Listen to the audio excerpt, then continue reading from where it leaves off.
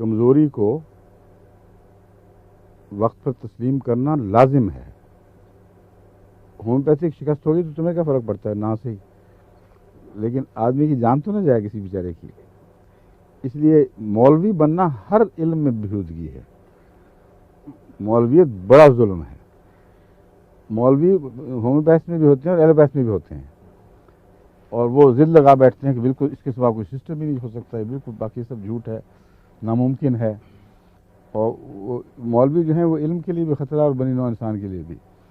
اس لیے ہومیوپیتھک میں بھی یہ احتیاط کرنی چاہیے کہ جہاں آپ ناکام ہوں، اگر آپ کو یہ اتنی محبت ہے ہومیوپیتھی سے کہ ہومیوپیتھی کی ناکامی برداشت نہیں، تو صاف کہیں کہ ہمیں نہیں پتہ لگا دوا کا. ہومیوپیتھک میں ہوگی کوئی دوا لیکن ہمیں علم نہیں، اور ایسی صورت میں تم جان بچانے کی فکر کرو.